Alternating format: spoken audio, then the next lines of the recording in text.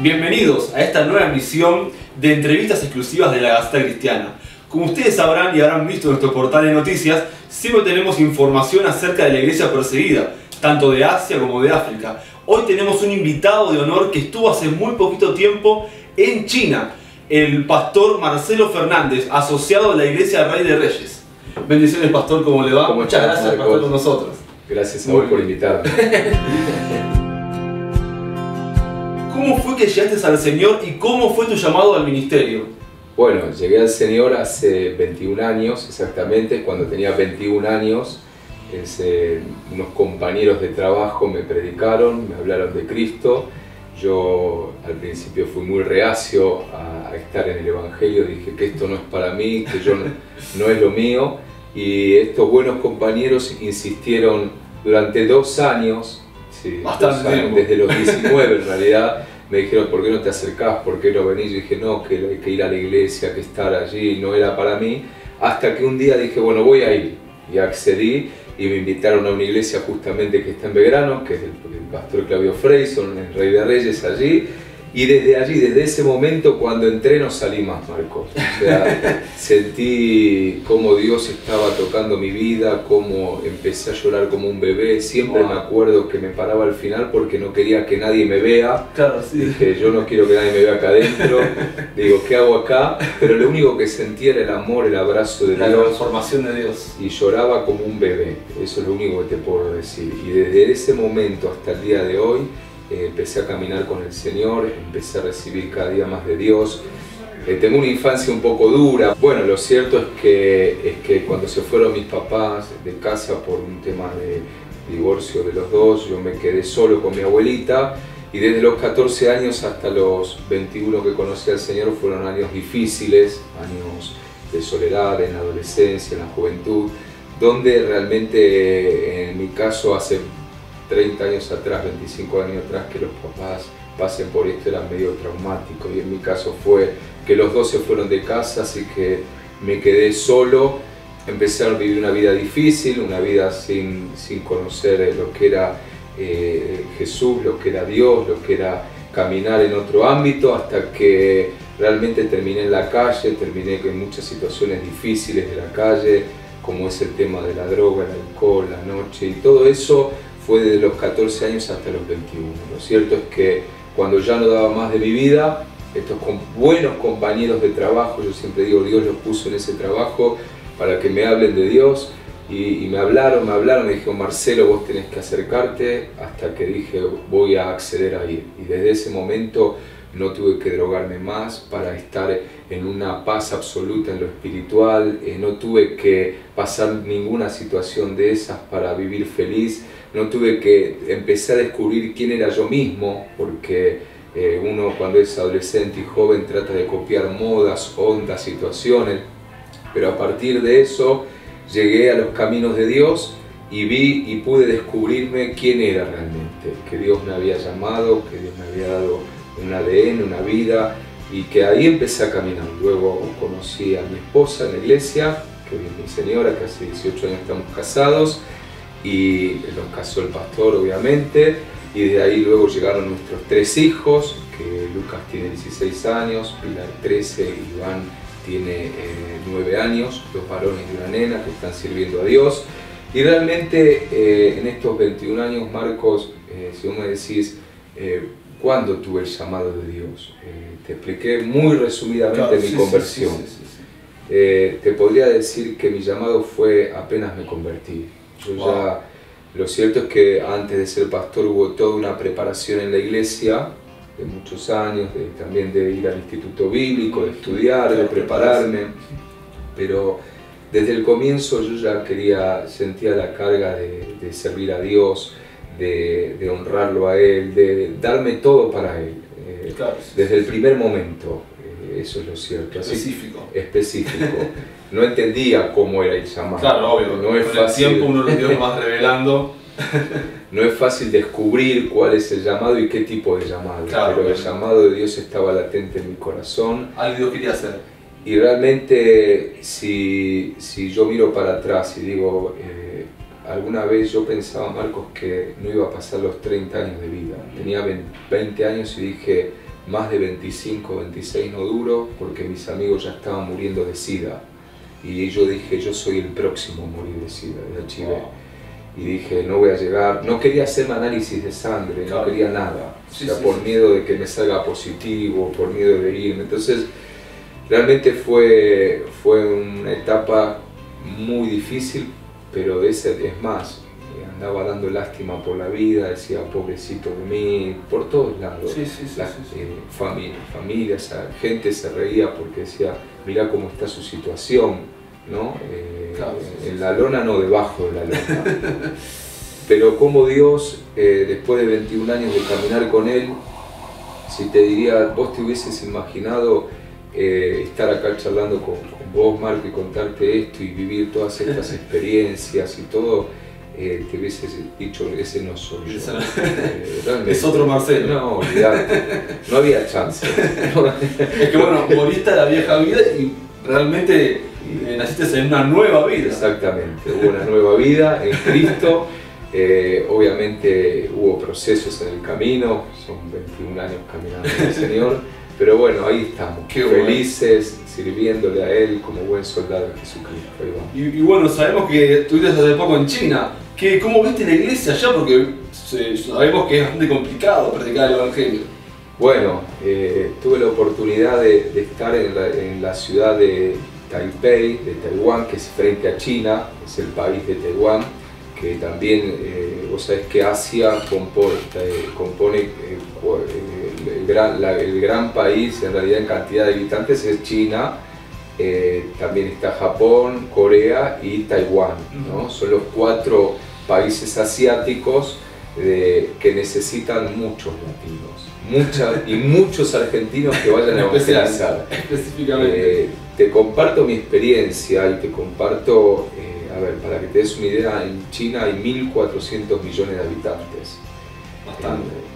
¿Y qué porcentaje de cristianos hay ahí?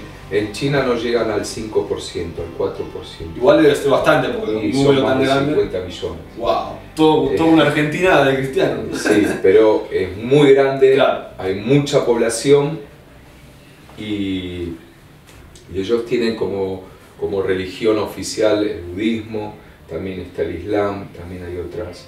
Y lo más interesante de todo esto, Marcos, es que no se puede predicar el evangelio libremente. Claro. O sea, digo interesante porque existen en China hoy actualmente 2 tipos de iglesia. La iglesia subterránea y la iglesia oficial. Claro. La iglesia oficial es la que el gobierno dictamina el tipo de culto. Claro. La liturgia. ¿Qué podés decir? ¿Qué no podés decir? ¿Cuánta gente puede ir? ¿Cuánta gente no puede ir?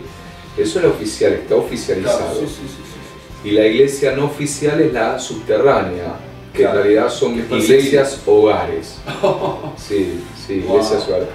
Y hay un informe que la iglesia que más crece es la iglesia hogares. La iglesia que se predica libremente, sin las trabas del Estado. Sin las trabas del Estado. Wow. Es muy interesante. Entonces allí estuve con un misionero que estaba en nuestra iglesia, que estuvo 20 años en Rey de Reyes, y ahora está haciendo misiones allá, que se llama Pablo Liu, y él va por todo China a predicar, tiene base en Taiwán, así que estuve con él predicando en Taiwán, en las iglesias de allí, de Taipei, y cómo es el asiático, cómo recibe al latino y cómo recibiría al argentino. Muy bien, excelente. Les cae bien. Ellos ven a un argentino y lo reciben con los brazos abiertos.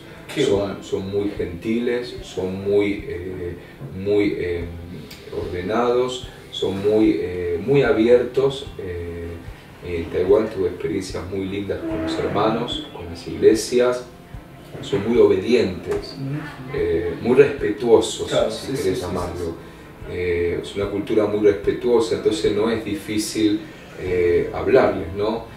Y al español lo reciben con los brazos, al que habla español lo reciben con los brazos abiertos. Por eso a los latinoamericanos los están recibiendo. Y de hecho, escucha esto y también los que están mirando, necesitan profesores que enseñen español y que sepan inglés. Hoy hay escuelas privadas, entonces es una manera de hacer misiones. Claro, sí, sí. Enviando para allí misioneros. Entonces podemos decir que hay un campo misionero importante para servir al Señor en China. Hay un campo, pero gigante, como es China.